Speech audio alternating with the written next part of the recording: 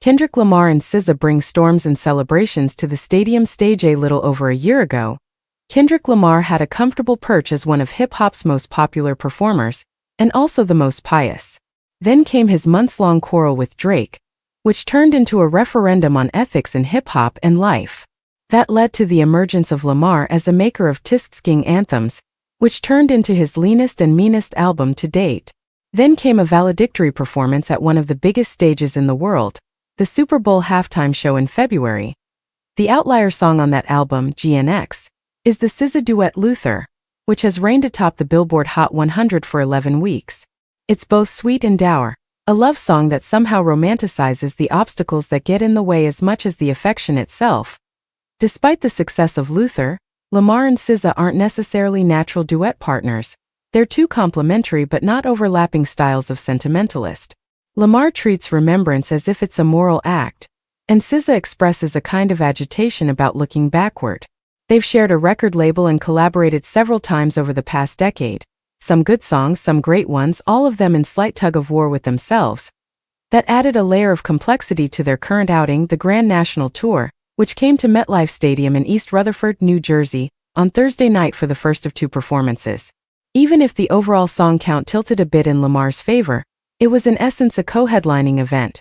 Lamar, his popularity at its peak, touring stadiums for the first time, while SZA takes a victory lap for SOS, her beloved 2022 album. Image for almost 3 hours, Lamar and SZA traded control of the stage, a few songs at a time, a conceit that gave the performance quickness and unpredictability. Sometimes they'd hand off the spotlight with a tender duet, little dollops of warmth amid the high-energy, boldly produced presentation. Others have taken this trade-off approach before. Beyoncé and Jay-Z, Charli XCX and Troye Sivan. Bursts of Lamar's principled stoicism, which is to say, the long tail of his beef with Drake, were cut with SZA's exuberant moodiness. Moments where Lamar found ways to communicate insularity on a grand scale were buffered by moments in which SZA turned playful and dreamlike. Of the two, Lamar had to be more flexible. He had several competing responsibilities, coming off one of the most transformative years in his career.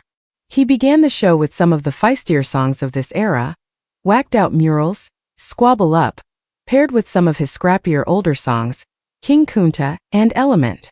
Each of his subsequent segments had some of this bellicose energy, though then tempered with contemplation. A stretch with the pounding humble, and the dynamic backseat freestyle gave way to a sobering run of early career introspection, Swimming Pools, Drank, and Mad City, the latter overlaid with a touch of Anita Baker's crucial Sweet Love, one of the great sensual ballads of the 1980s.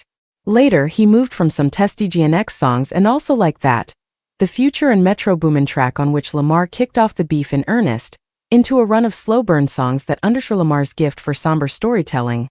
Bitch, Don't Kill My Vibe, Money Trees, Poetic Justice.